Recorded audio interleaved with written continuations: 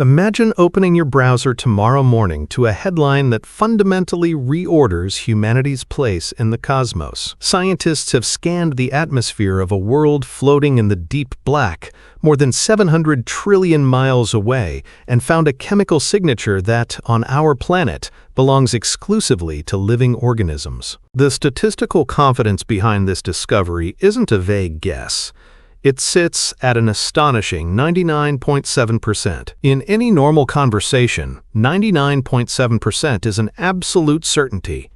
If a doctor told you a treatment had a 99.7% success rate, you wouldn't hesitate.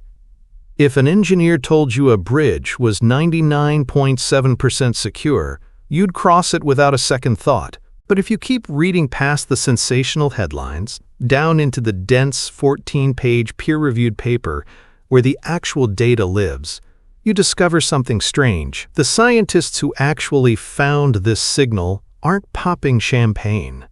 They aren't throwing a press conference to announce we are no longer alone. Instead, they are using words like tentative, potential, and candidate. The number that refused to disappear, September 2023. The Astrophysical Journal Letters. Page 6. Results section. A peer-reviewed detection of 3 atmospheric molecules around a sub-Neptune exoplanet, designated K2-18b. The planet orbits at a distance of roughly 124 light-years from Earth, a number chosen with precision because precision matters in what follows. Carbon dioxide, detected. Methane, detected. Dimethyl sulfide, detected at 99.7% confidence. Not tentative evidence. Not preliminary results. Not a suggestion requiring vast additional confirmation. 99.8%. 3 sigma in the language of statistics. The lead researchers' institution, the University of Cambridge, issued a press release. The language shifted. The word detected became potential. The number disappeared from the opening paragraphs. Headlines borrowed the institutional caution. The data remained unchanged in the published tables. All 3 representations, the press release, the headline, the data table, described the same detection. 2 chosen language that foregrounded uncertainty. 1 couldn't. The institutional motivation matters enormously. The research team working on K2-18b's atmospheric composition had lived through September 2020, when another prominent research group announced the detection of phosphine in Venus's atmosphere. That announcement came with far higher statistical confidence, approximately 15 sigma, a number that seemed overwhelming. The phosphine detection generated headlines worldwide. News media reported it as discovery adjacent. Within weeks, independent researchers found critical problems in the data processing pipeline. Systematic calibration errors had inflated the signal. When corrected, the phosphine signal collapsed to approximately 1 sigma, effectively below detection threshold. What had been announced as near-certain discovery became a cautionary tale. The original team issued formal corrections. They had not fabricated data. They had made the error of announcing before the systematic checks were finished. They had chosen announcement timing over methodological completion. The research group analyzing K2-18b knew this history intimately.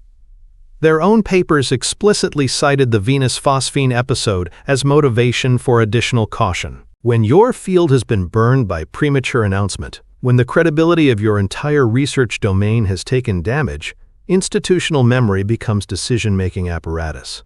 The careful language in their press release was not scientific timidity, it was professional responsibility. But, and this is the crucial point that nearly every news outlet missed, the careful language applied specifically to interpretation.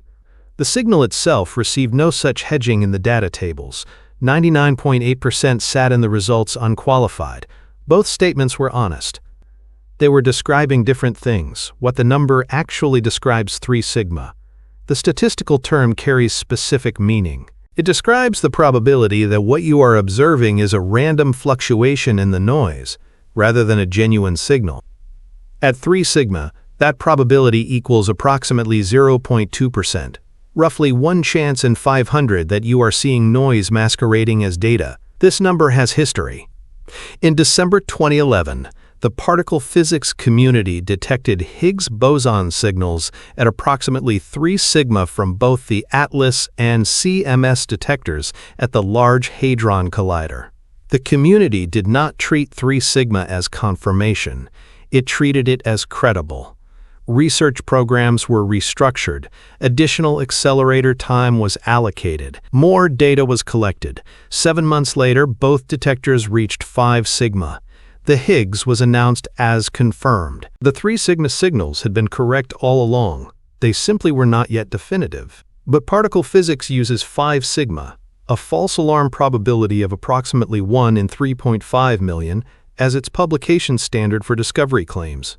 This standard exists because the field's history contains documented examples of 3 sigma signals that dissolved when more data arrived.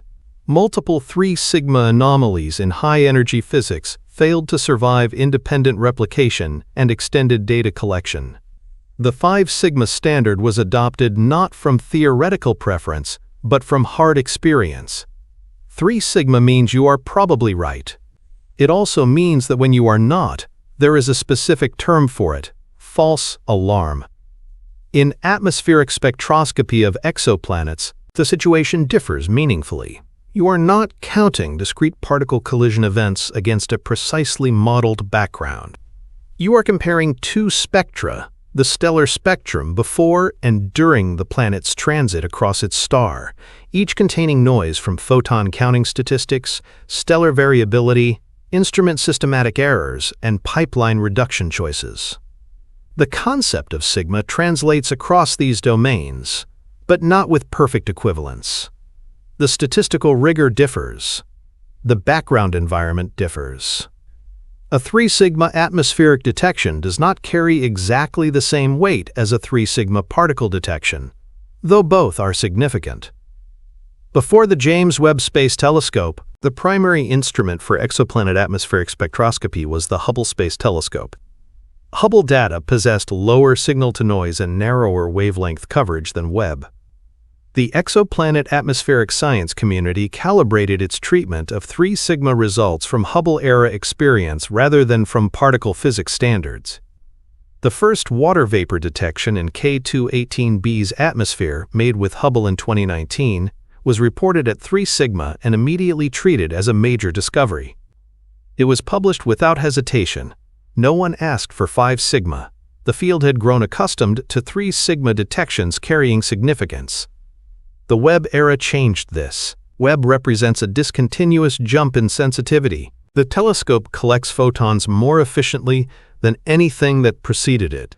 The sensitivity improvement means the same 3 sigma detection from Webb carries different weight than a 3 sigma detection from Hubble. In the field's informal standards, a 3 sigma Webb detection is considered highly significant. In particle physics standards, it is considered preliminary. K2-18b sits at the exact intersection of these 2 scientific cultures. Different researchers apply different standards depending on their training background. The conflict is genuine. Neither perspective is wrong. Both are applying discipline-specific standards to the same number, and those standards diverge. Independent reanalysis by multiple research groups using different atmospheric retrieval frameworks has produced a range of results. Some analyses have returned confidence levels consistent with the original 99.8%. Others have produced values somewhat below 3 sigma, depending on specific methodological choices. No published reanalysis has returned confident non-detection. The signal is present across multiple independent analyses. The disagreement concerns its strength, not its existence. This is a fundamentally different situation from one where some groups find the signal and others find nothing. The molecule that means one thing, dimethyl sulfide. Chemical formula: carbon trihydride SCH3. 2 methyl groups flanking a sulfur atom. Molecular weight 62 grams per mole. Boiling point 37.3 degrees Celsius, volatile enough to evaporate readily from a warm ocean surface into the atmosphere above. Its characteristic odor is the sharp, pungent quality behind the smell of the sea. On Earth, That association is not accidental. It is empirical fact verified across billions of humans across thousands of years. Marine life produces dimethyl sulfide. Nothing else produces it at meaningful concentrations in Earth's atmosphere. The production mechanism is remarkably specific. Marine phytoplankton, single-celled photosynthetic organisms inhabiting the sunlit surface layers of the ocean, synthesize an intracellular compound called dimethyl sulfonopropionate, abbreviated DMSP.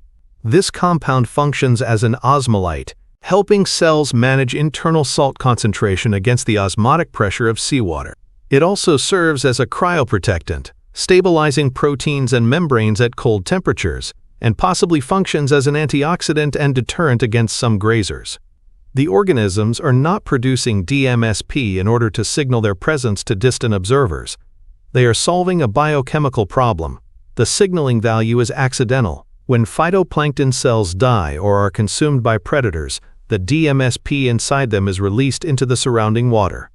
An enzyme called DMSP lyase then cleaves the molecule into two products, dimethyl sulfide and acrylate.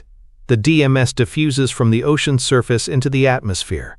The global Earth ocean produces approximately 20 to 40 million tons of dimethyl sulfide annually through this mechanism. For scale, that is the weight equivalent to 4 to 8 million adult elephants produced each year by organisms invisible to the naked eye distributed across every ocean on the planet.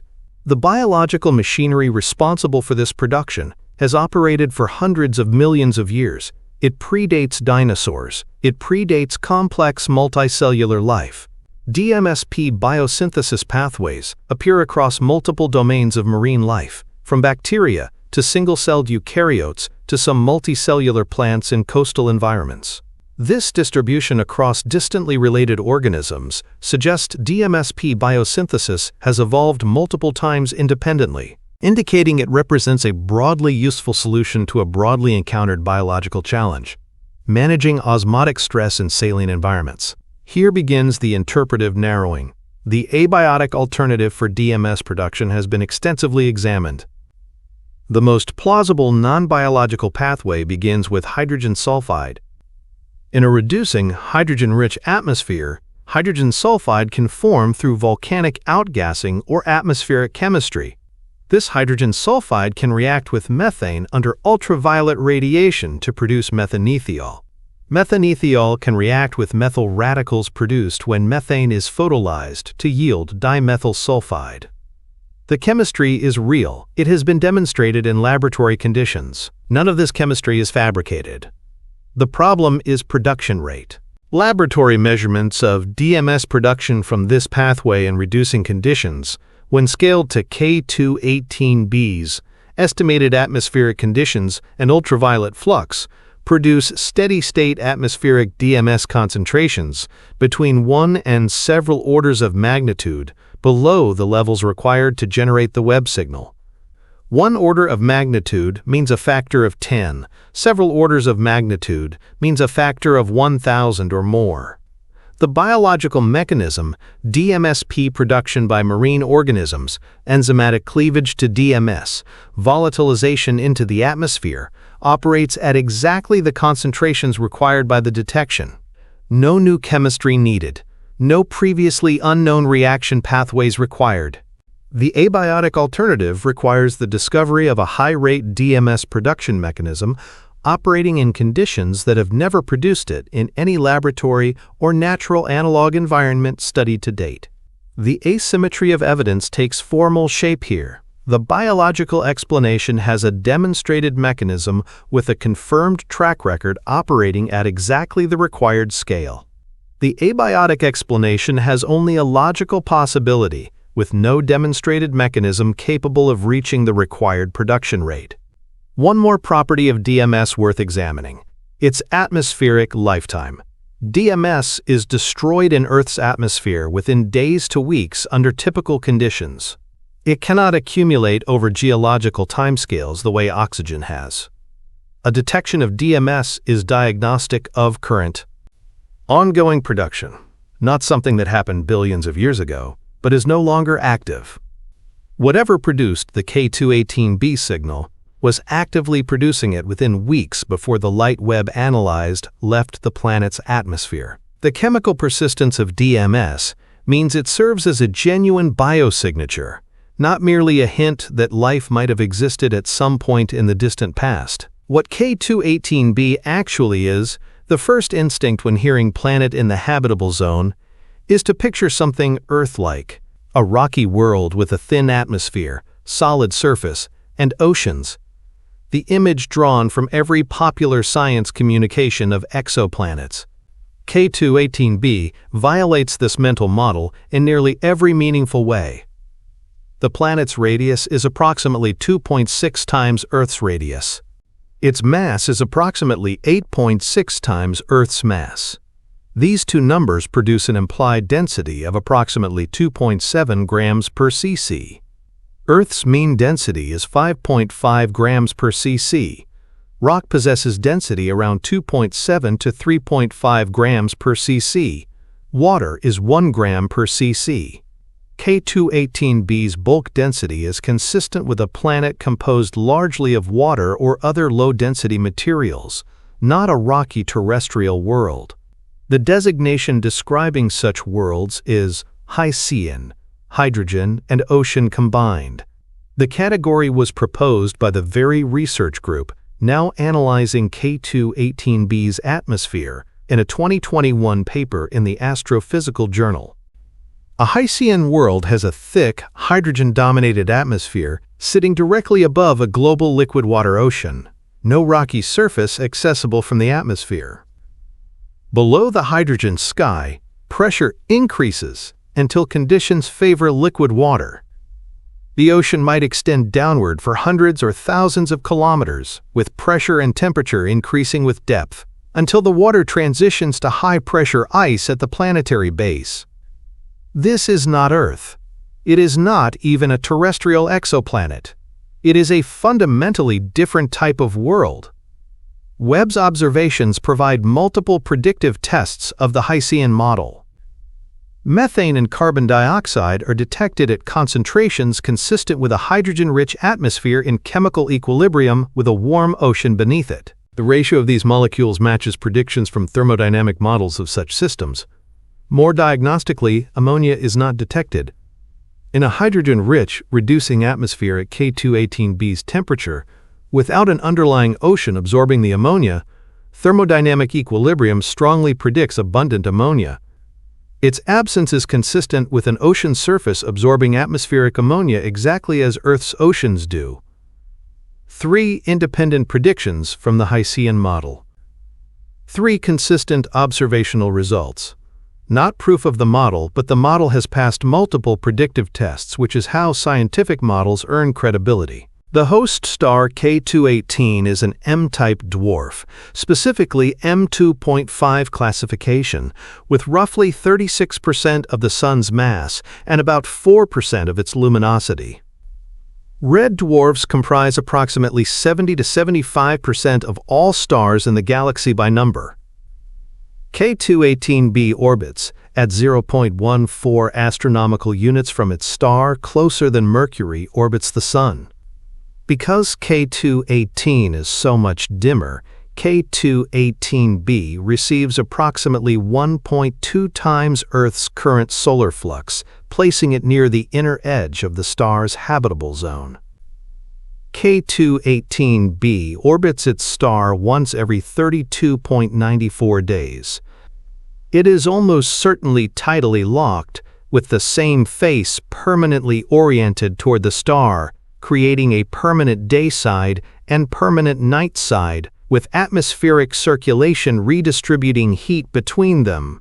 Stellar evolution models estimate K2 to 18 at approximately 2.4 billion years of age.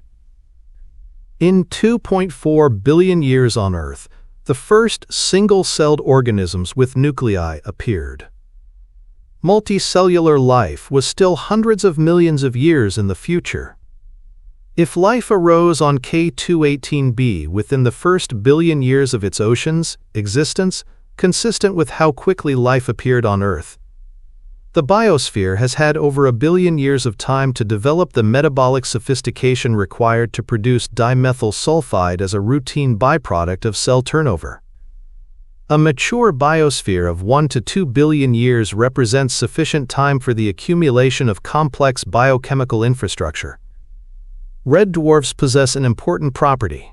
They live extraordinarily long lives. K2-18, with 36% of the Sun's mass, will remain on the main sequence for approximately 30 to 40 billion years. The potential for biospheres around red dwarf stars extends across timescales that dwarf the current age of the universe.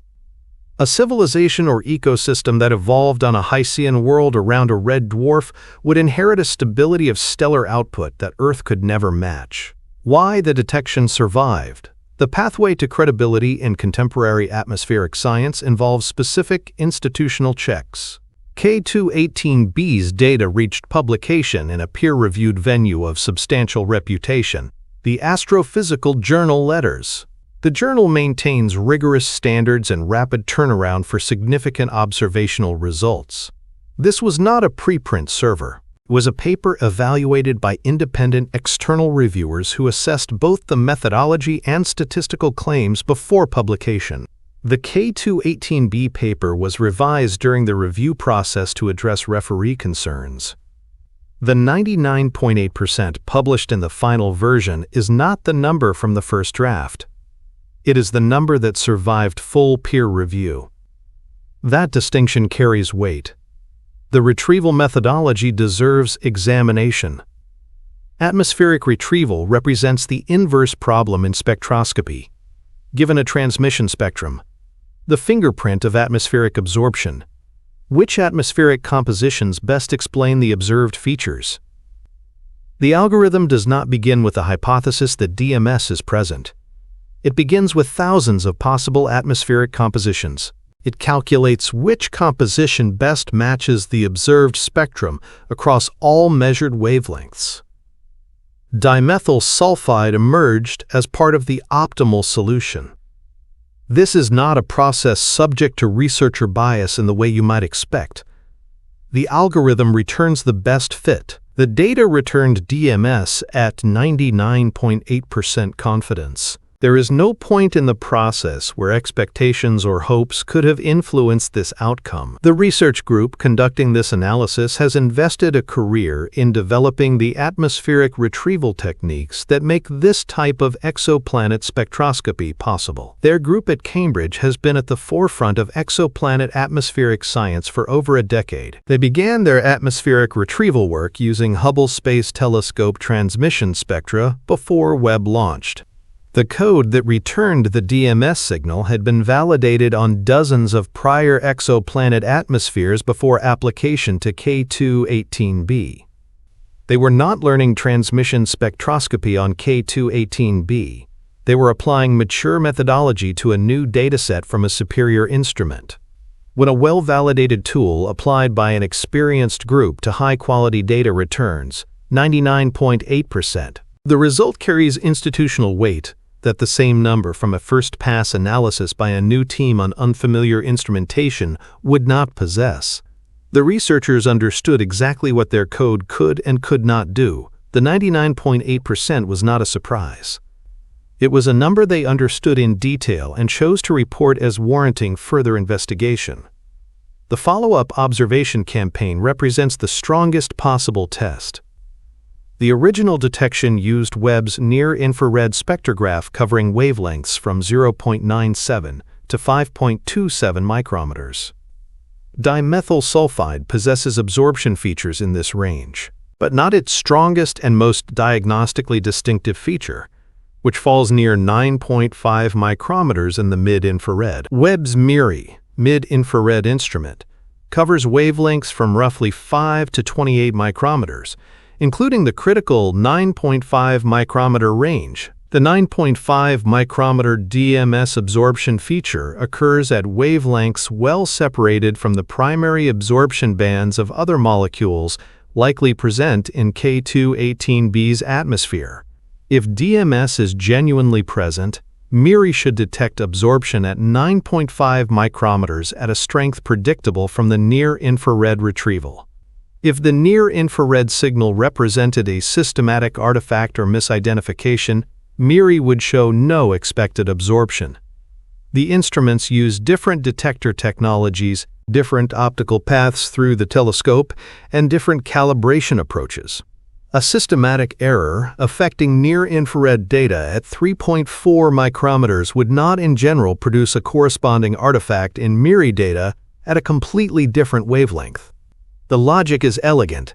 A genuine DMS signal appearing in both instruments at predicted wavelengths and relative strengths becomes extraordinarily difficult to explain as instrumental artifact. Additional transits were scheduled and observed across Webb's Cycle 2 and Cycle 3 observing programs. K218b transits its star every 32.94 days, providing approximately 11 transit opportunities annually. Each MIRI transit observation requires several hours of telescope time, including baseline measurements for calibration. The approved program allocated sufficient observations to accumulate the photon statistics necessary to detect or robustly rule out the predicted 9.5 micrometer feature. The follow-up observations were approved, the data was collected, the signal was not refuted. That silence, the absence of a publication announcing null results, is itself informative. Null results contradicting high-profile claims at 3 sigma are highly publishable. The scientific community possesses strong incentive to announce when a prominent detection fails to survive follow-up. Such papers establish scientific credibility and contribute to field knowledge. If MIRI had cleanly shown no absorption at 9.5 micrometers, a publication would have appeared promptly. The absence of such contradiction papers suggests MIRI did not contradict the near-infrared detection. Conference presentations from researchers working with the extended dataset given at major astronomy meetings in 2024 and early 2025 indicated that the DMS signal remained consistent. The 9.5 micrometer features showed characteristics consistent with the DMS identification. Whether the combined dataset had reached 4 sigma or 5 sigma was not announced at the conference stage, because such determinations require completed peer-reviewed analysis. But the signal persisted. The abiotic objection and its structure. The legitimate skeptical position on K218b is not that the signal is wrong. Serious researchers working in good faith are not disputing that the transmission spectrum contains features consistent with dimethyl sulfide.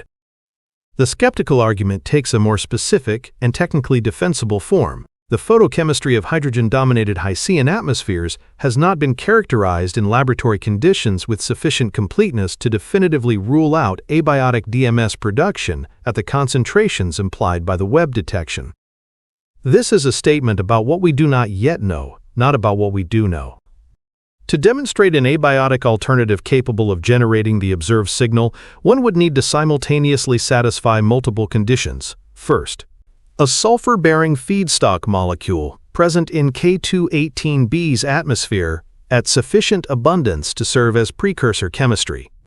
Second, a photochemical or thermochemical reaction pathway converting that feedstock to dimethyl sulfide. Third, a production rate fast enough to maintain atmospheric DMS concentrations at the levels consistent with the Webb detection. Fourth, a mechanism preventing the DMS from being destroyed by photolysis or oxidation faster than it is produced. Each of these conditions must be satisfied simultaneously in a hydrogen-rich atmosphere at K218b's specific temperature and pressure profile under K218's specific ultraviolet flux. None of the conditions is individually impossible. The combination of all 4 at the required production rates in an environment never directly studied has not been demonstrated. Laboratory astrochemistry of Hycean atmospheric conditions represents a genuinely young field. Before K218b's discovery gained prominence, there was no compelling motivation to run laboratory experiments simulating the specific atmospheric chemistry of hydrogen-dominated ocean worlds at K218b's temperature and pressure. Following the detection, several laboratory research groups began designing experiments specifically targeting DMS photochemistry in Hisian analog conditions using photochemical reactors with mixtures of hydrogen, methane, and hydrogen sulfide irradiated with M-dwarf UV spectra matching K218 stellar output. The timeline for such work extends across years. As of the most recent publications available, none of the experimental results had demonstrated abiotic DMS production at the required rates. The experiments are ongoing. The research continues. The gap between demonstrated mechanism and required rate persists. This asymmetry takes formal statistical expression through Bayesian reasoning. The biological explanation carries a prior probability that is uncertain but non-zero. Life can exist. Life can produce DMS. Biological DMS production on K218b is not a priori impossible. The abiotic explanation carries a prior probability that depends entirely on whether a viable pathway at the required rate exists.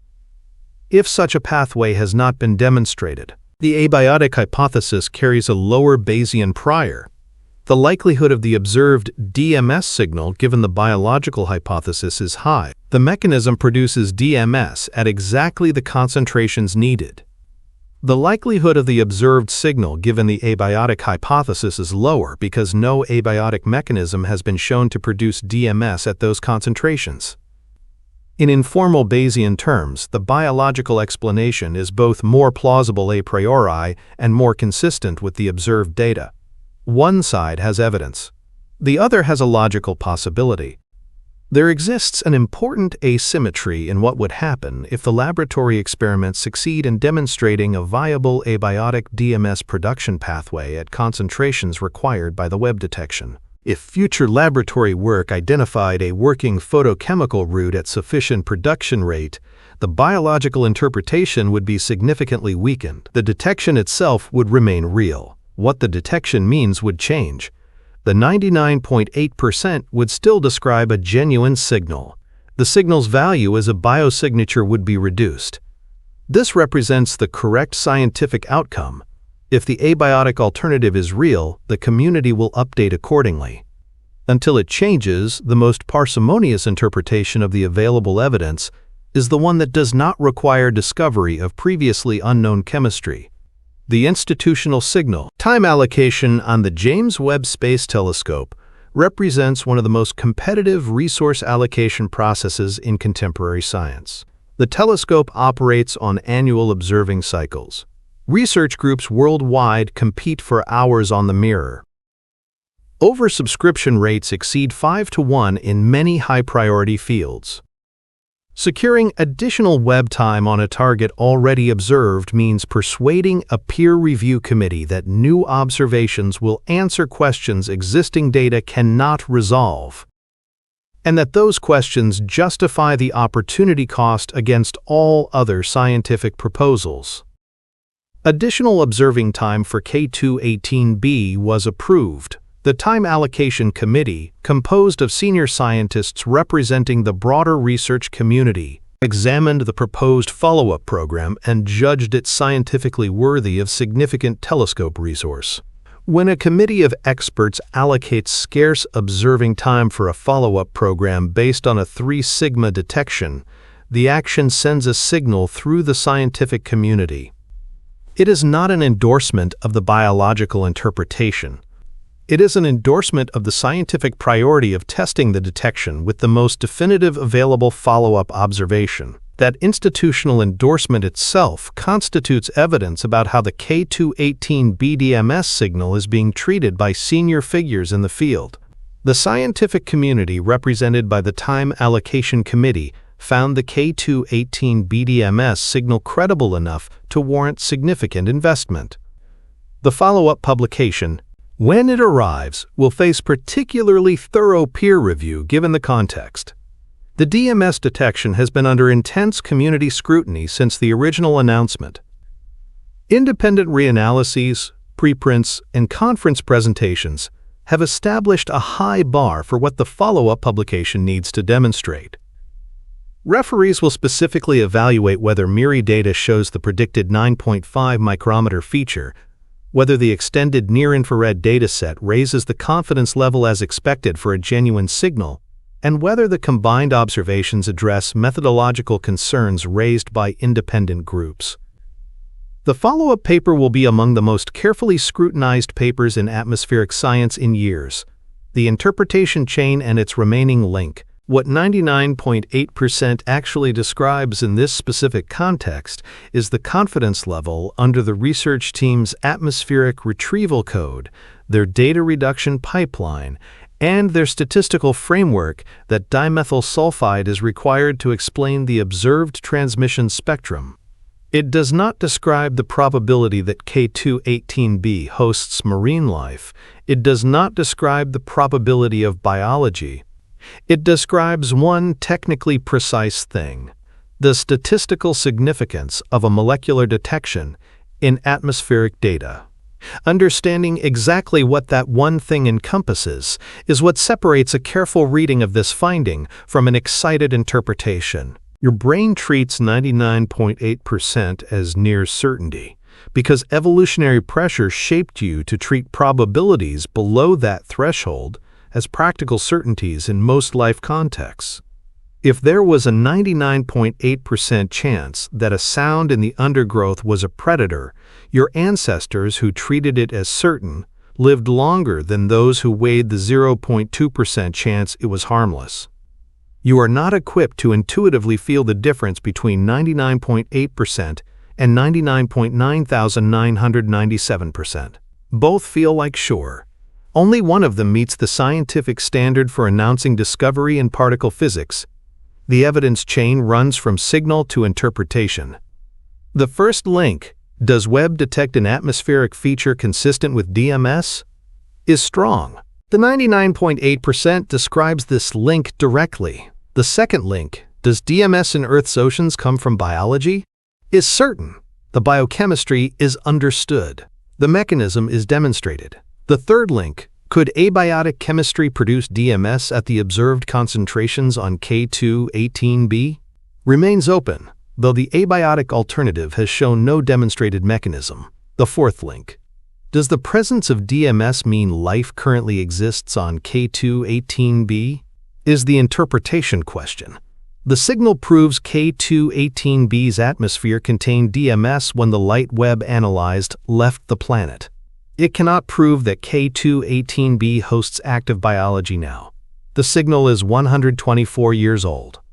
K2-18b could have lost all biology in the intervening century. The light carries no timestamp marking active life. It only marks presence of the molecule. The research team's caution regarding interpretation was not scientific timidity. It was technical accuracy about what the signal itself can and cannot prove. The 99.8% applies to detection. The interpretation, is this detection evidence of current biology on K2-18b, involves additional reasoning chains, each introducing additional uncertainty. But the chain is not broken. It has one link that the data alone cannot close: the source of the signal. Everything else aligns. The molecule points in one direction. The planet possesses the right environment. The abiotic alternative has no demonstrated mechanism. The follow-up data is consistent. That is the honest state of the evidence. What confirmation would change? Suppose tomorrow the peer-reviewed confirmation paper appears. Suppose the combined near-infrared and mid-infrared dataset reaches or exceeds 5 sigma. Suppose independent reanalysis agrees. The scientific community unambiguously accepts that the evidence supports life on K2-18b. What becomes possible that was not possible yesterday? You can observe K2-18b more carefully. You can plan more detailed spectroscopic surveys. You can use K2-18b as a calibration point for models of how biology affects planetary atmospheres. You can update statistical estimates about how frequently life arises in the galaxy. You can mount more urgent surveys of other Hycean worlds. All of this is scientifically valuable. None of this changes the fundamental isolation. What you cannot do is anything the science fiction tradition has prepared you to expect. You cannot send a message with expectation of receiving a reply in any lifetime recognizable as human. The speed of light imposes an immutable constraint. A signal sent today at maximum velocity arrives in approximately 124 years, in the year 2148. Any response arrives 124 years after that, in 2272. The entire exchange, one question and one answer, requires 248 years longer than the United States has existed as a nation. You cannot send a probe with expectation of arrival in any timeline your civilization would recognize. At 1% of light speed, vastly beyond any current or near-future technology, the travel time to K2-18b reaches 12,400 years. In 12,400 years on Earth, the following occurred. Jericho was founded. The pyramids of Giza were built. The Roman Empire rose and fell. The Renaissance happened. The Industrial Revolution transformed human civilization. The nuclear age arrived. The Internet was invented. The combined arc of human civilization from its earliest permanent settlements to this moment spans 12,400 years. A spacecraft traveling at 1% light speed would not arrive at K2-18b until after a journey time equal to all recorded human history. The light carrying information about K2-18b's current state has not yet arrived at K2-18b with information about Earth's current state. Earth's present is not yet visible there. If life on K2-18b is sophisticated enough to detect Earth's electromagnetic signatures, they are currently receiving signals from Earth as it was in 1901, before powered flight, before nuclear physics, before the transistor, before the Internet, before any satellite launch. If they are watching, they do not yet know Earth can communicate deliberately with the cosmos. And whatever Earth broadcasts today arrives at K2-18b in 2148, carried by photons traveling through the vacuum. The distance does not preclude observation. Webb and its successors can continue observing K2-18b, extracting more information from each transit. The distance forecloses physical access. Every mode of interaction requiring sending something there is foreclosed on any timescale relevant to current civilization. We can observe. We cannot visit. We cannot probe. We cannot measure in the ways science prefers. We cannot know details that only direct study could reveal. What confirmation would change is something more fundamental. It would change whether the lights you see in the night sky are windows into a universe where life happens to exist on one world in an otherwise empty cosmos, or windows into a universe where life is a normal feature of the right conditions wherever those conditions arise. Those are two profoundly different universes to inhabit, even if you cannot visit either one.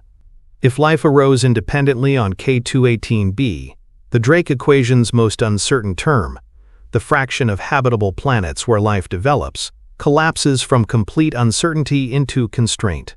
Two examples of life within one. 000 star systems implies a minimum biological emergence rate of several tenths of a percent. That is a very different galaxy than one where Earth might be the only inhabited world. The Fermi paradox sharpens. The question shifts from why is there no detectable life to, given that life is common, why does the universe appear electromagnetically silent? The rare Earth hypothesis, which proposes that Earth-like planets require specific conditions, large stabilizing moons, giant planet shields, plate tectonics, sun-like stars, receives direct refutation. K2-18b has none of these features. It is a tidally locked Hycean world orbiting a red dwarf. If life emerged there, the template for life expands beyond Earth's specific conditions. Red dwarfs comprise 70 to 75% of the galaxy's stars. Hycean worlds represent the most commonly detected planetary size class. If such worlds can host life, the fraction of galactic real estate qualifying as potentially habitable is substantially larger than Earth-centered calculations suggested. Red dwarfs also live far longer than the Sun. K218 will remain on the main sequence for 30 to 40 billion years. Biospheres on such worlds could remain habitable for timescales that dwarf the universe's current age. Life would not merely be common now. It would become increasingly common over cosmic time. But none of this changes the distance. The discovery and the permanent isolation arrive simultaneously. The universe has built separation into the architecture of stellar systems. No propulsion advance changes this on any timescale recognizable as human history. The honest accounting let us strip every layer simultaneously, not the press release which prioritized caution regarding interpretation, not the most excited version of headlines which prioritized impact, the actual evidence in precise language. Webb observed K218b during 2 transit events using near-infrared spectroscopy covering wavelengths from 0.97 to 5.27 micrometers. Atmospheric retrieval analysis returned detections of carbon dioxide, methane, and dimethyl sulfide. The DMS detection confidence level was 99.8% under the team's statistical framework 3 sigma. The paper appeared in the Astrophysical Journal Letters in September 2023 and survived peer review. The lead author is a researcher at Cambridge's Institute of Astronomy, one of the most respected atmospheric spectroscopy groups in the field. No confirmed non-biological source for DMS at the concentrations implied by the detection has been demonstrated in any laboratory or observational analog environment. The best candidate abiotic pathway falls between 1 and several orders of magnitude below the required production rate. The biological mechanism is well characterized and operates at exactly the required rates on Earth. The biological explanation requires no new chemistry, no previously unknown reactions, no speculative mechanisms. K218b's atmospheric composition is consistent with the Hycean world: thick hydrogen atmosphere, possible global liquid water ocean, habitable zone location, methane and carbon dioxide at Hycean predicted levels, ammonia absent as models predict. These features do not confirm a Hycean structure, but they provide a plausible environment for the kind of marine biology that produces DMS on Earth. Follow-up observations using mid-infrared instruments were approved and conducted. Multiple transit events were observed across Webb's Cycle 2 and Cycle 3 programs. The DMS signal has not disappeared in additional observations. Conference presentations in 2024 and 2025 indicated the 9.5 micrometer features are consistent with the near-infrared DMS identification. No publications appeared announcing null results or contradictions. The signal survived the follow-up. Independent reanalysis has found the signal present across multiple analyses at varying confidence levels, depending on specific methodological choices about how to correct for systematic effects. No published study has returned confident non-detection. The debate concerns the signal's strength, not its existence. The evidence is asymmetric. It points in one direction. The signal is real in the data. The molecule is produced at scale by only one known process. The planet possesses the right environment. The follow-up has not refuted it. The alternative has no demonstrated mechanism. None of these facts individually constitutes proof. Together they constitute the strongest case for an atmospheric biosignature that has ever existed in the scientific literature. Whether that case becomes a confirmed discovery depends on data currently under analysis. The answer exists. It has not yet been published. The investigation is ongoing. That is the most honest thing that can be said. The implications of a confirmed 3 sigma signal for dimethyl sulfide extend far beyond the boundaries of astrophysics, bleeding into the very core of how we conceptualize the origins of life itself. To grasp why this specific compound has pushed the scientific community into such a state of hypervigilant anxiety, one must look at the sheer thermodynamic barrier required to create it. In the universe of organic chemistry, small molecules like carbon dioxide, water, and methane are relatively easy to forge through non-biological means. You can find methane trapped in the icy crusts of Pluto. You can find carbon dioxide swaddling the scorched plains of Venus. You can find water vapor venting from the frozen fractures of Enceladus. These are thermodynamic dead ends, the natural products of simple elements reacting under standard geological pressures and temperatures. Dimethyl sulfide is entirely different. Its structure, two bulky methyl groups tethered to a central sulfur atom, is inherently volatile and chemically unstable over long cosmic timescales. Left to its own devices in an atmosphere exposed to harsh ultraviolet radiation from a host star, DMS rapidly breaks down. It has an atmospheric lifetime measured in days, not millennia. For it to be detected in the atmosphere of K2-18b at concentrations high enough to leave an optical scar on starlight, there must be an active, continuous, and highly efficient engine pumping it into the sky in massive quantities. On Earth, that engine is the collective metabolic output of trillions of marine organisms. If life is not the engine on K2-18b, then planetary scientists are forced to invent an entirely new discipline of alien geochemistry to explain the data. They must conceive of a scenario where sulfur and carbon are forced together into an energetic, unstable configuration without the intervention of organic enzymes. This is the hidden trap of astrobiology. Whenever we think we have found a definitive signature of life, the universe frequently reveals a loophole, showing us that geology can mimic biology if given a strange enough environment. This realization is what underpins the profound intellectual tension vibrating through the halls of institutes like the one at Cambridge. The scientists are caught between two equally world-shifting possibilities. Either they have detected the chemical exhaust of an alien biosphere, or they are about to discover a radical, previously unimagined pathway of planetary chemistry that rewrites our understanding of how elements behave on water worlds. To truly appreciate the alien nature of the environment we are probing, we must dismantle the human urge to envision K2-18b as a simple, oversized twin of Earth.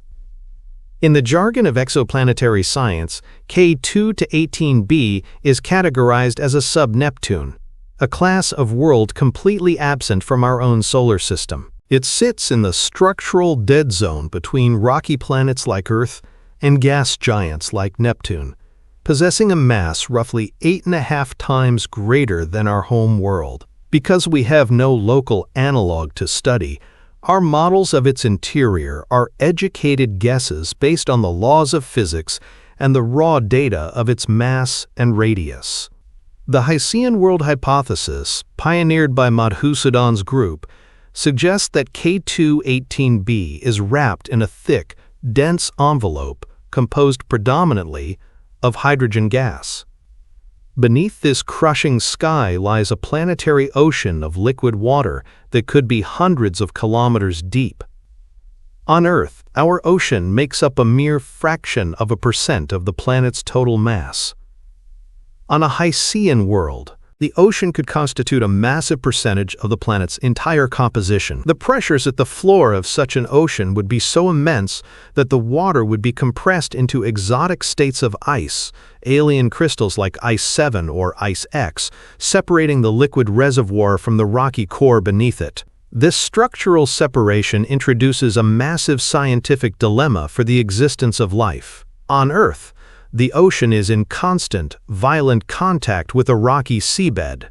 This boundary is where hydrothermal vents spew minerals, heat, and complex chemical compounds into the water, providing the spark and the fuel for the earliest metabolic cycles. A planet where the ocean is separated from its rocky mantle by a thick barrier of exotic ice is a planet stripped of traditional hydrothermal vents.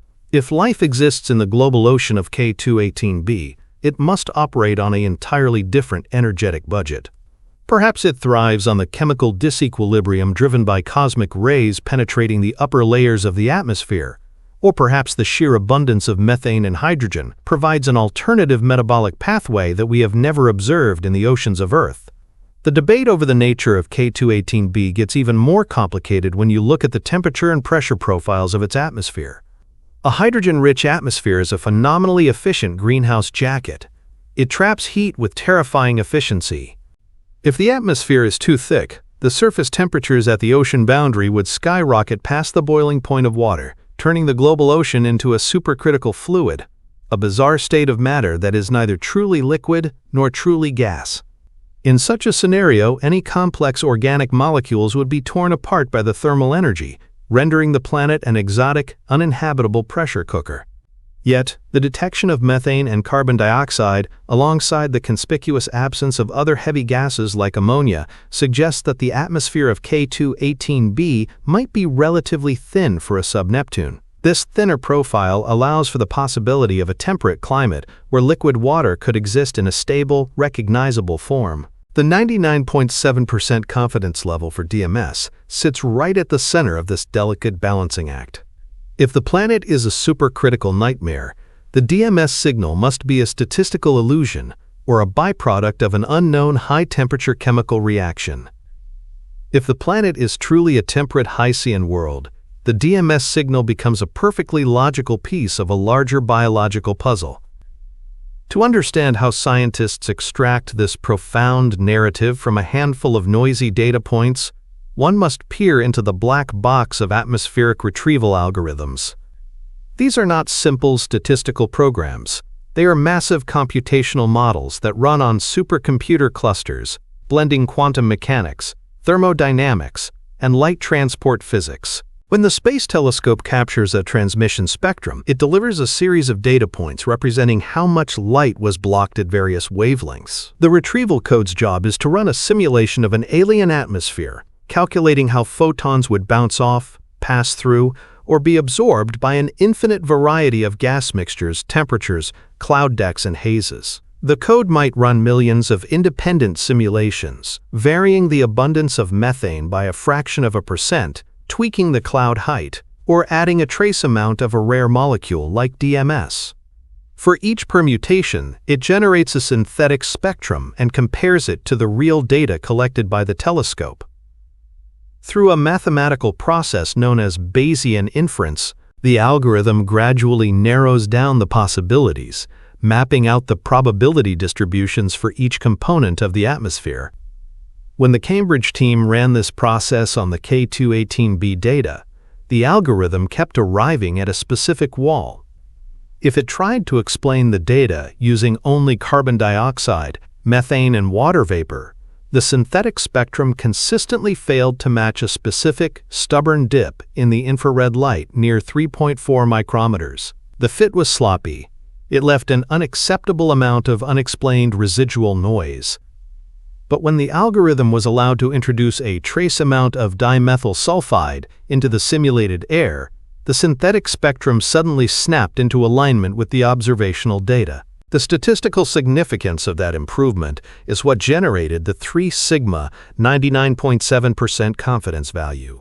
It is the code's way of saying, the universe is making a specific shape in this light, and adding this exact marine molecule is the most mathematically elegant way to explain that shape. The true test of this finding lies in its reproducibility across different software architectures. In the wake of the publication, independent astrophysical groups took the raw, unedited data from the public archives and fed it into their own proprietary retrieval codes. This cross-verification is crucial because every retrieval algorithm contains inherent biases, smoothing factors, and subtle assumptions about how light interacts with matter. If the DMS signal only appeared in the Cambridge code, it would immediately be flagged as an algorithmic artifact, a ghost created by the software itself. The subsequent literature showed a fascinating, nuanced spread of results. One group, using an entirely different mathematical framework for noise reduction, confirmed the presence of the 3.4 micrometer feature but argued that its statistical significance hovered closer to 2 sigma, or roughly a 95% confidence level. In the rigid hierarchy of science, the slide from 3 sigma to 2 sigma changes the conversation entirely. A 2 sigma result is generally classified as an interesting feature that warrants future look, but it is far too weak to base a major scientific conclusion upon. Another independent group found that if you changed the assumptions regarding the planet's cloud structure, the necessity for DMS decreased, suggesting that high-altitude photochemical hazes made of complex hydrocarbons could potentially warp the light in a way that mimics a trace amount of organic sulfur. This is the precise battleground where modern astrobiology is being fought. It is a war of decimals, error bars, and cloud models fought across light-years of distance using a precious pool of captured photons. The signal is not clean, bold, or unmistakable. It is an intricately woven thread buried inside a tapestry of cosmic noise. To fully comprehend the stakes of this scientific debate, one must appreciate the sheer physical scale of the instrument executing these observations. The Space Telescope is an engineering marvel that stretches the limits of human capability. It does not orbit Earth. It resides at the second Lagrange point, a gravitationally stable pocket of space located roughly 1.5 million kilometers behind our planet, directly opposite the Sun. This remote location is chosen for one vital reason: cold. The telescope is an infrared instrument designed to detect the faint, elongated wavelengths of heat light emitted by the most distant objects in the universe. If it were positioned in a low Earth orbit, the immense thermal radiation reflecting off our planet's surface and atmosphere would completely overwhelm its sensitive detectors, blinding it to the subtle signals coming from worlds like K2-18b. To achieve the necessary sub-zero temperatures, the telescope utilizes a massive, 5-layer sunshield constructed from a specialized polymer material, each layer as thin as a human hair and coated with reflective aluminum. This shield acts as a cosmic parasol, deflecting the relentless heat of the Sun, the Earth, and the Moon. On the sun-facing side of the shield, temperatures can reach a scorching 90 degrees Celsius. On the dark, shaded side, where the primary mirror and instruments sit, the environment plummets to a freezing -230 degrees Celsius, just 40 degrees above absolute zero. The primary mirror itself is a masterpiece of material science, spanning 6.5 meters in diameter. It is composed of 18 hexagonal segments forged from beryllium, a metal chosen for its extreme structural strength, lightweight nature, and ability to hold its shape perfectly at near absolute zero temperatures. Each segment is coated in a microscopic layer of pure gold, a material that reflects infrared light with near-perfect efficiency. When the telescope points toward K2-18, these gold mirrors gather the ancient photons that have been traveling through the interstellar void for 124 years, focusing them into a precise beam directed into the heart of the integrated instrument module. Inside that module lies the near-infrared spectrograph, the specific tool responsible for the initial DMS detection. This instrument splits the gathered starlight into its constituent wavelengths, using a series of high-precision prisms and gratings to create a spectrum. It is capable of measuring variations in light intensity down to a few parts per million. To understand what a part per million looks like in practice, imagine a skyscraper towering 100 stories high. If a single window on the 50th floor dims by the width of a human hair, that is the scale of variation the telescope is capturing from across the galaxy. The data collected during a transit of K2-18b is essentially a time series of these incredibly precise measurements. As the planet begins its crossing, the telescope logs the baseline light of the star. When the planet's atmosphere dips into the path of the light, the spectrograph records a minuscule drop in intensity across thousands of individual wavelength channels simultaneously. The resulting graph is a flat line that suddenly drops down into a shallow, ragged valley before climbing back up to baseline as the transit ends. The depth, shape, and unique contours of that valley contain the entire chemical blueprint of the alien atmosphere. The vulnerability in this process does not lie within the telescope's hardware, which has performed flawlessly, outperforming its original design specifications in almost every category. The vulnerability lies in our understanding of the background noise against which these measurements are made. The most significant source of this noise is the host star itself, K2-18. This star is a red dwarf, an M-dwarf star that is significantly smaller, cooler, and less massive than our Sun. While red dwarfs are the most common type of star in the Milky Way, making them the most frequent targets for exoplanet surveys, They are notorious for their volatile, unpredictable behavior. Unlike our mature Sun, which experiences a relatively stable 11-year solar cycle with mild fluctuations in activity, red dwarfs are plagued by intense, localized magnetic fields that drive violent stellar activity.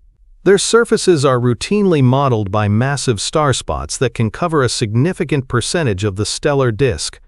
These spots are thousands of degrees cooler than the surrounding plasma, meaning they emit far less light, particularly at shorter wavelengths. If K2-18b transits across a region of the star that is heavily pocketed with these dark spots, the telescope doesn't just see the light absorbed by the planet's atmosphere. It also sees a reduction in light caused by the spots themselves. If the planet happens to cross directly over a spot, it creates a temporary bump in the light curve as it blocks a region that was already dark. Conversely, if the planet avoids the star spots entirely but the rest of the untransited stellar surface is covered in them, the overall light of the star is altered in a way that can severely distort the calculation of the planet's atmospheric depth. This phenomenon, the transit light source effect, means that our interpretation of an alien atmosphere is utterly dependent on our ability to map the active features on the face of a star that is more than 700 trillion miles away. The Cambridge team was acutely aware of this hazard. To mitigate it, they constructed extensive computer models of K2-18's stellar surface, using long-term monitoring data to estimate the active fraction of the star. They simulated various distributions of star spots and bright faculae, attempting to force the stellar models to reproduce the 3.4 micrometer feature without any DMS in the planet's atmosphere.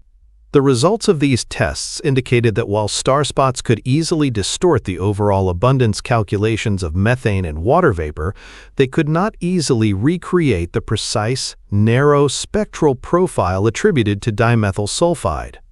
The shape of the dip was too specific, too uniquely aligned with the quantum mechanical absorption bands of the organic molecule to be explained away by simple stellar cooling.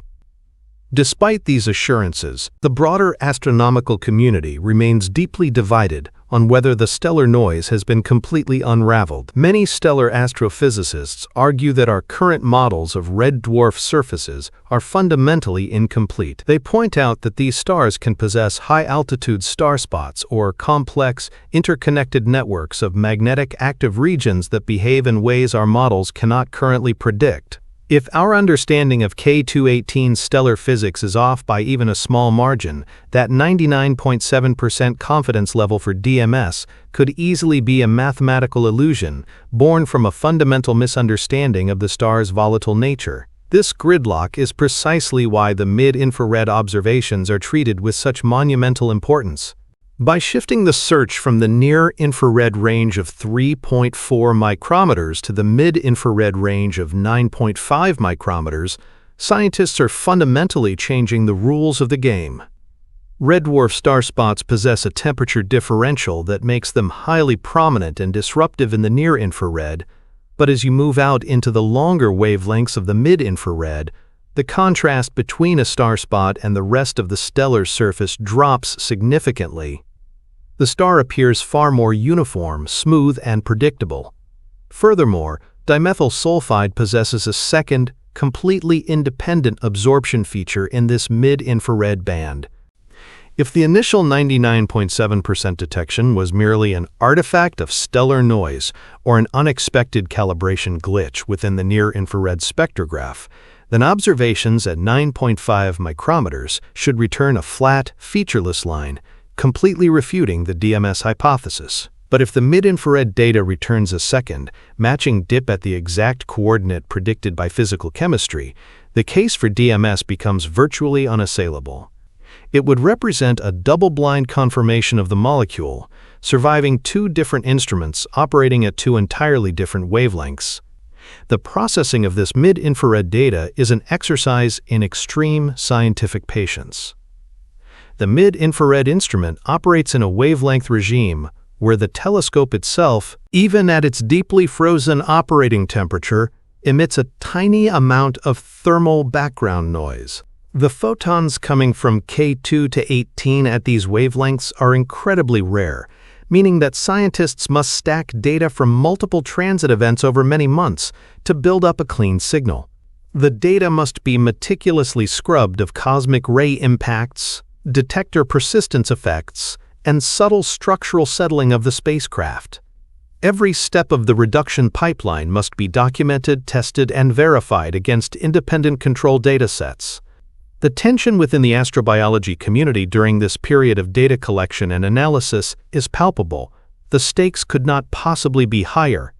If the signal is confirmed, we are faced with the reality that a world sitting inside a distant stellar system possesses a chemical fingerprint that is an exact match for a living ocean biosphere. It would be the first concrete piece of observational evidence suggesting that the phenomenon of life is not a freak anomaly confined to our local corner of the universe, but a natural, robust cosmic process that can take root and flourish on completely alien worlds. Yet, even in the event of an airtight confirmation of dimethyl sulfide, the scientific journey would still be far from over. A confirmed detection of the molecule is not the same thing as a confirmed detection of life. Once the presence of the gas is established beyond a shadow of a doubt, the scientific community will immediately pivot to a new, equally fierce debate. Can this molecule be produced by a non-biological mechanism that we simply have never observed on Earth? Our baseline for what constitutes a biosignature is fundamentally biased by our sample size of 1. Every biological rule we possess, every metabolic pathway we understand, and every chemical signature we classify as a sign of life is derived from the organisms that evolved within the specific environment of Earth. We know that on our planet, DMS is exclusively produced by marine life because our planet's geochemical framework doesn't provide an alternative pathway. Earth is a rocky planet with a thin atmosphere, a high concentration of free oxygen, and a specific geological cycle driven by plate tectonics. K2-18b is an entirely different chemical playground. It is a world dominated by a massive inventory of hydrogen gas, subjected to immense atmospheric pressures and potentially lacking any exposed rocky surface. Under these extreme conditions, the laws of classical thermodynamics can produce highly unexpected results. It is entirely possible that deep within the high-pressure layers of a hydrogen-rich atmosphere, sulfur and carbon can be forced into a covalent bond that creates dimethyl sulfide through purely abiotic chemistry. Photochemical reactions in the upper sky, driven by the intense ultraviolet flares of the red dwarf host star, could also break down simpler sulfur compounds like hydrogen sulfide and reassemble the fragments into complex organic molecules like DMS. Planetary scientists are already hard at work constructing complex laboratory experiments and computer simulations to test these abiotic pathways. They are building miniature containment chambers that mimic the crushing pressures and chemical compositions of Hycean atmospheres, blasting them with ultraviolet lasers to see if trace amounts of DMS begin to spontaneously form in the gas. If these experiments show that abiotic DMS synthesis is possible under Hycean conditions, the discovery on K2-18b will shift from a definitive biosignature to a fascinating lesson in alien atmospheric chemistry. This potential ambiguity underscores the absolute necessity of the rigorous, hyper-cautious language used by Niku Madhusudan and his colleagues. When they labeled their finding as tentative and described DMS as a potential biosignature, they were not trying to downplay the significance of their work. They were accurately reflecting the multi-layered nature of scientific proof. They understood that a 3 sigma signal means the signal is likely in the data, but it does not mean the molecule is definitively in the atmosphere, and it certainly does not mean life is definitely in the ocean. This meticulous calibration of language reveals the deep cultural divide between how science is conducted and how it is consumed by the wider public. In the modern media landscape, nuance is a luxury that is frequently discarded in favor of sensationalism. A headline that reads, "Scientists find interesting statistical feature in complex cosmic data," does not generate clicks or capture the public imagination. A headline that reads, James Webb Telescope discovers signs of life on distant ocean world does.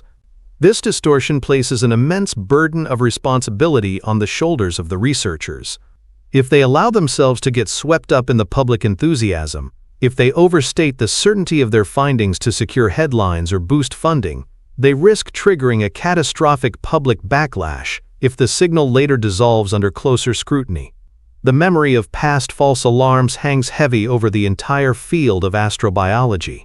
From the controversial structure of supposed microfossils inside the Martian meteorite ALH 84001 in the late 1990s to the recent retraction of the Venus phosphine claim, the history of the search for life beyond Earth is littered with historic announcements that slowly crumbled under the relentless pressure of peer review.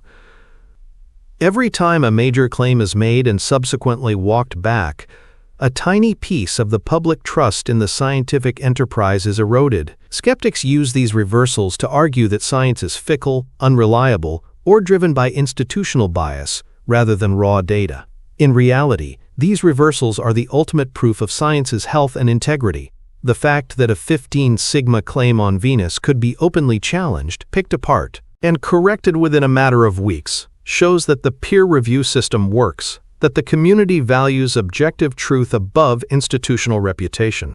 The caution displayed in the K218b paper is a direct application of the lessons learned from those painful historical episodes. By publishing the 99.7% confidence level openly in the data tables while maintaining a tone of extreme humility in the text, the Cambridge team successfully laid out their raw results for the world to see while refusing to participate in the creation of a false narrative. They gave the scientific community the precise tools needed to evaluate the finding objectively without forcing a premature conclusion onto the public consciousness.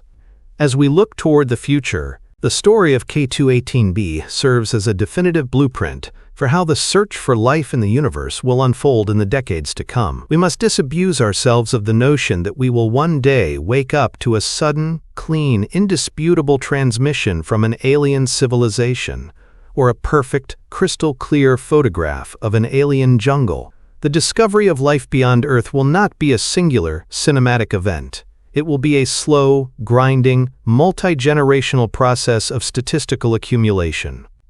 It will begin exactly like this, a subtle 3 sigma bump in a transmission spectrum captured by a telescope operating millions of miles away in the deep freeze of space. It will be followed by years of fierce academic debate, independent data reanalyses, and competing geochemical models. It will require the development of new instruments, the stacking of hundreds of transit observations, and the painstaking elimination of every conceivable stellar anomaly and instrumental glitch. It will move slowly from a 3 sigma hint to a 5 sigma confirmation of a molecule, and then from a confirmation of a molecule to a gradual, systematic elimination of every possible non-biological origin. We are currently standing at the very beginning of that historic transition. Whether K218b ultimately proves to be a living world or an exotic laboratory of abiotic chemistry, the data captured from its atmosphere has fundamentally altered our relationship with the cosmos. We have proven that we possess the technology, the engineering brilliance, and the mathematical tools required to reach out across hundreds of trillions of miles of empty space and taste the air of an alien world. We have converted the ancient philosophical question of whether we are alone into a concrete problem of observational astrophysics. The data is sitting in the tables, the telescopes are quietly gathering the next round of photons, and the universe is slowly, meticulously yielding its secrets to a species that refuse to stop looking up. The technical tug-of-war over K218b has only deepened, exposing the brutal, razor-thin margins of working with space telescope data.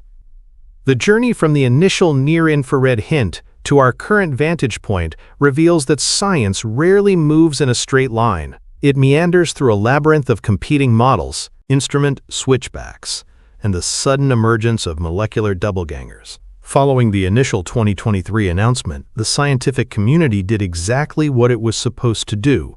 It demanded more photons. The Cambridge team returned to the telescope to collect mid-infrared data using the mid-infrared instrument, known as MIRI. They targeted a completely different portion of the infrared spectrum, looking for validation in the 6 to 12 micrometer range. If dimethyl sulfide was truly blanketed across that sub-Neptune, its second, distinct structural absorption feature should have left a matching mark at roughly 9.5 micrometers. The results of that mid-infrared campaign injected fresh adrenaline and profound complications into the debate. The MIRI spectrum did not return a smooth, empty line. Instead, the data revealed prominent, distinct structural dips that were wildly inconsistent with a featureless, dead atmosphere at a significance of 3.4 sigma. When the team ran their customized atmospheric retrieval pipelines on these new mid-infrared photons, the algorithms isolated two potential culprits that could cleanly explain the missing light: dimethyl sulfide and its chemical cousin, dimethyl disulfide, DMDS. At least one of these two sulfur-bearing gases appeared to be present at an estimated abundance of over 10 parts per million, thousands of times more concentrated than the trace amounts found in the atmosphere of Earth. Yet, just as the data seemed to solidify, an entirely separate wave of independent researchers downloaded the open-source raw data and threw a mathematical wrench into the machinery. A team of scientists utilized alternative pipelines to evaluate the exact same set of observations, testing the data against an expansive catalog of over 90 different molecular configurations. What they found shattered any illusions of an easy answer. The deep valley in the starlight that the original models had attributed to a biological sulfur compound could be matched, and in some statistical frameworks beaten, by a completely non-biological hydrocarbon, propyne, $C_3H_$4. Propyne is a simple linear alkyne gas.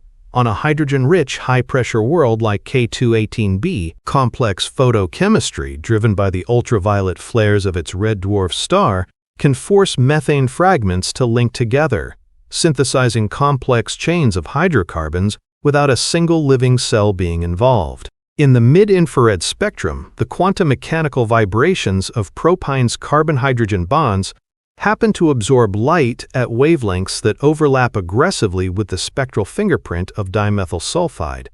This molecular mimicry is the ultimate nightmare of astrobiology. The telescope is not delivering an unambiguous chemical name, it is delivering a series of dark bands in a spectrum. We are peering through a telescope a million miles away, trying to distinguish between the metabolic breath of an alien marine biosphere and the purely geological belch of a high-pressure hydrocarbon haze, when both look nearly identical in the data. To complicate matters further, other independent groups ran blind statistical tests on the data, analyses that do not assume any specific gases in advance, but simply look for mathematically significant deviations from a flat line. Some of these alternative simplified pipelines concluded that when you account for the extreme limits of the telescope's detectors and the subtle nonlinearities in how the pixels record bright infrared light, the evidence for any exotic molecule at 3.4 or 9.5 micrometers drops precariously close to baseline noise. This shifting landscape illustrates why a 3 sigma signal is an invitation to an intellectual war, not a declaration of discovery. The 99.7% confidence level from a single pipeline is a statement about how well a specific model explains a specific dataset. It is not an absolute statement about reality. If you alter the pipeline's calibration parameters by a fraction of a percent, or if you introduce a previously unconsidered hydrocarbon like propyne into the simulation, that 99.7% certainty can split into a dozen conflicting probabilities. This is not a failure of the scientific method. It is the scientific method operating at its highest, most rigorous manifestation. The debate over K2-18b has forced the international community to re-examine how space telescope data is processed, how stellar active regions are modeled, and how tightly we must guard our assumptions before announcing that we have detected a biosignature. The jury remains stubbornly out, locked in a fierce, data-driven deliberation. Every script written about this world must acknowledge that the numbers in the table are alive, shifting with every new paper, every alternative pipeline, and every precious photon we pull from the deep black. The realization that propyne or other complex hydrocarbons could explain the spectral dips on K2-18b points to a much deeper, systemic challenge in the field of exoplanetary characterization. When we look at a world 124 light-years away, we are trying to solve an inverse problem with a drastically under-constrained dataset. We have a single line of data, a transmission spectrum, and we are trying to reconstruct the entire three-dimensional physics and chemistry of an entire planet from it. To understand why this is so difficult, consider how an atmosphere actually works. It is not a static, uniform box of gas neatly mixed together. It is a violent, dynamic system driven by intense atmospheric currents, sharp temperature gradients, and relentless radiation from the host star. On K2-18b, the planetary rotation is likely tidally locked, or at least trapped in a orbital resonance, meaning one side of the planet permanently faces the searing radiation of its red dwarf star, while the other side faces the freezing cold of deep space. This permanent day-night dichotomy creates a planetary-scale engine. High-altitude winds must scream across the terminator line at thousands of miles per hour, carrying gases cooked on the day side into the freezing dark of the night side. When the space telescope observes a transit, it is looking specifically at the atmospheric limb, the thin ring of air right at the edge of the planet, where the day side transitions into the night side. This means the light we catch is filtering through an environment characterized by extreme chemical disequilibrium. On the day side, intense ultraviolet flares from the red dwarf star tear molecules apart in a process called photolysis.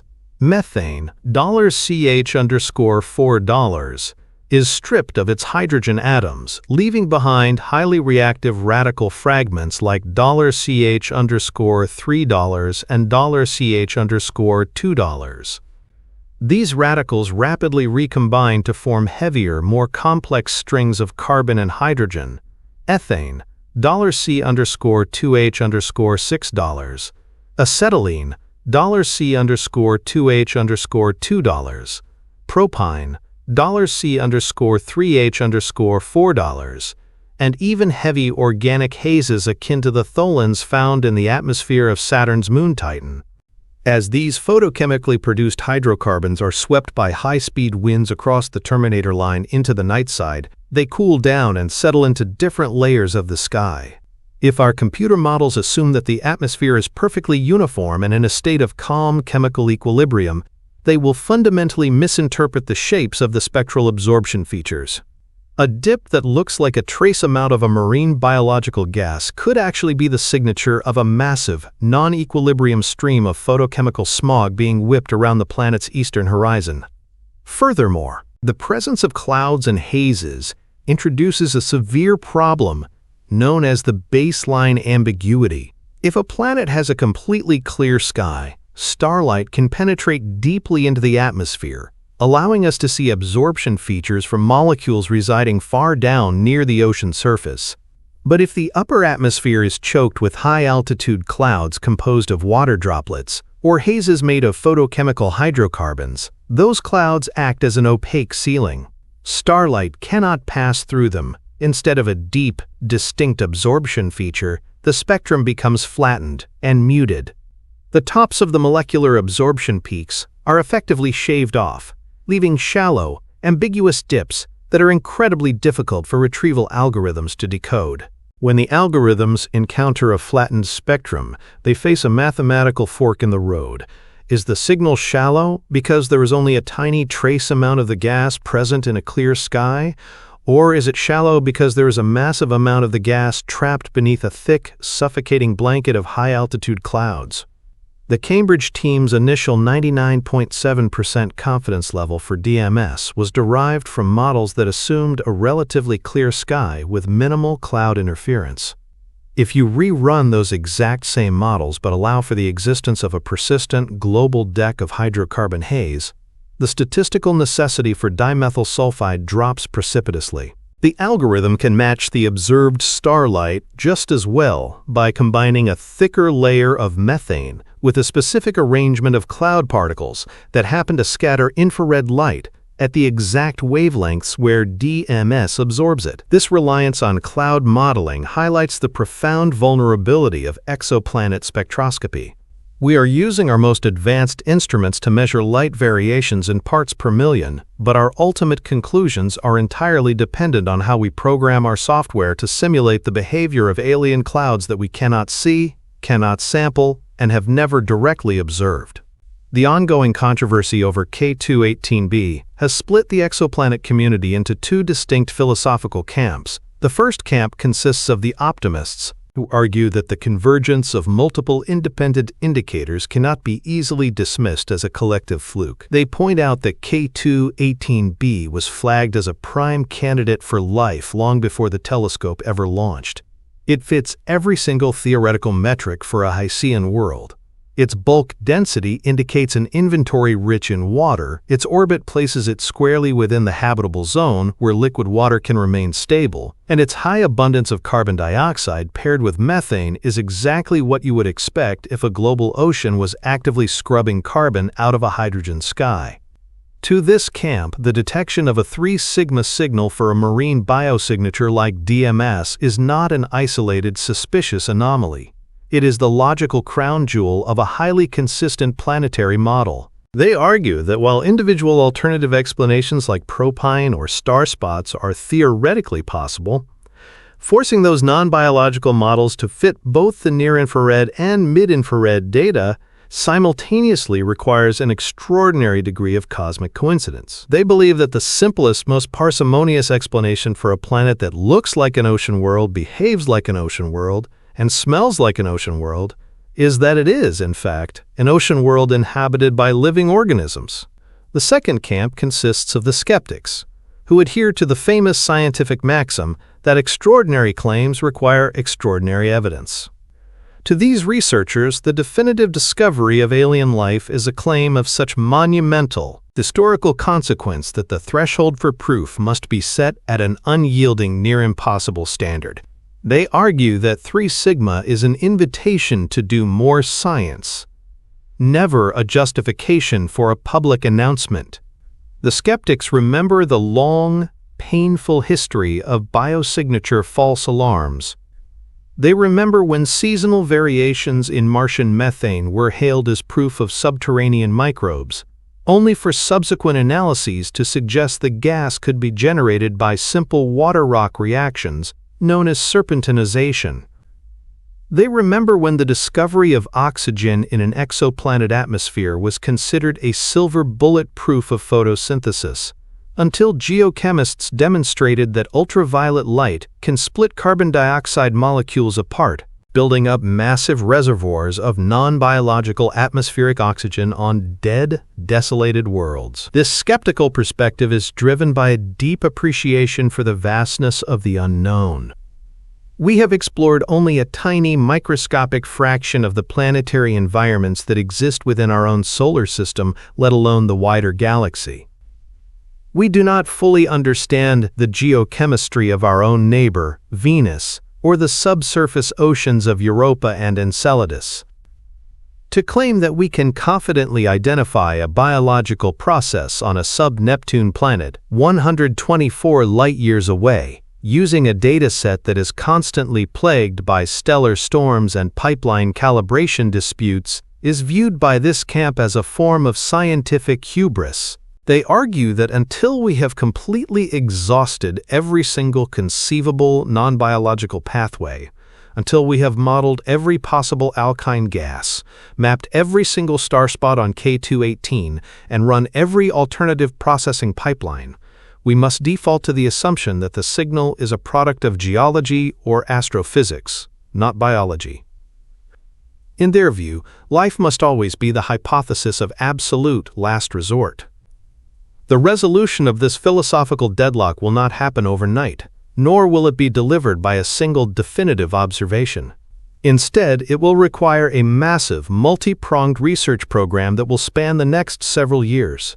The telescope will continue to schedule transits of K2-18b, slowly building up a massive repository of photons that will reduce the statistical error bars of the transmission spectrum to unprecedented depths. Simultaneously, a new generation of laboratory astrophysicists is stepping up to provide the ground truth data that our computer algorithms desperately need. Right now, our retrieval codes are limited by the fact that we do not possess complete, high-resolution line lists for many exotic or complex molecules at high temperatures. A line list is a quantum mechanical map showing every single precise wavelength where a molecule's electrons, bonds, and structures can absorb a photon. While we have highly precise line lists for common molecules like water and carbon dioxide, our data for more complex organic compounds like propyne, dimethyl sulfide, and other trace sulfur species under the high-pressure, hydrogen-rich conditions of a sub-Neptune is shockingly incomplete. Scientists are currently working inside specialized laboratory chambers on Earth, using laser spectrometers to measure the precise absorption profiles of these gases under extreme conditions. Once these new, highly accurate line lists are loaded into the astrophysical retrieval algorithms, the software will be able to distinguish between molecular doublegangers with far greater precision. The story of K2-18b is also serving as a critical trial run for the next generation of space-based observatories that are already on the drawing boards of major space agencies. The current Space Telescope, while incredibly capable, was fundamentally designed as a general-purpose observatory. It was built to look at the first galaxies that formed after the Big Bang, to study the life cycles of stars, and to image deep space nebulae. Its ability to characterize exoplanet atmospheres via transmission spectroscopy is an incredibly successful adaptation of its hardware, but it is reaching the absolute limits of what its design can achieve. To truly settle the question of biosignatures, we will need dedicated missions designed from the ground up for the sole purpose of finding life. NASA is currently in the early conceptual phases of the Habitable Worlds Observatory, a massive space telescope slated for the late 2030s or early 2040s. Unlike current instruments, this observatory will not look through planets during transits. Instead, it will utilize an ultra-precise internal coronagraph, or a separate, free-flying starshade, parked tens of thousands of miles away to physically block the blinding light of a host star. By blotting out the star's glare, the Habitable Worlds Observatory will be able to perform direct imaging, capturing the pure, unadulterated light reflected off the planet itself. It will look at rocky, Earth-sized worlds orbiting sun-like stars, isolating the planet as a distinct point of light. The spectrum extracted from that direct reflection will not be warped by the transit light source effect, nor will it be confined to the high-altitude terminator line. It will provide a comprehensive, top-down view of the planet's global surface chemistry. The intellectual framework being built around K2-18b right now is the direct scaffolding upon which those future missions will stand. The pipeline calibrations, the stellar activity models, the debates over molecular mimicry, and the hyper-cautious communication protocols are all being stress-tested on this world. K2-18b is teaching us how to think about alien data, how to balance our profound desire for discovery with the cold, unyielding rigor of the scientific method. When we look out at the numbers sitting in Table 2 on page 5 of that 14-page paper, we are looking at a mirror that reflects our own place in human history. We are the first generations of our species to possess the capability to read the chemical signatures of worlds floating in the deep interstellar void. We are no longer confined to wondering if there is life out there. We are actively collecting the data, running the calculations, and arguing over the decimals. The 99.7% confidence level attached to that distant trace of dimethyl sulfide is a testament to human ingenuity. It proves that our instruments can pierce the dark across 124 light-years and isolate a signal measured in parts per million. But the profound caution that surrounds that number is an equal testament to our intellectual maturity. It shows that we respect the universe enough to refuse to jump to easy conclusions, that we value absolute truth over fleeting validation. The signal floating in the atmosphere of K2-18b remains open, an elegant and agonizing question mark written in the language of infrared starlight. As the analysis continues, as the pipelines are refined, and as the next sets of data drop from the spacecraft, we will continue to watch that number. Whether it fades into the background noise of an active star or hardens into an indisputable 5 sigma confirmation of an alien sea, the journey itself has already rewritten our understanding of our capabilities. We have learned to smell the deep sky, and we will never stop listening to what the light has to say.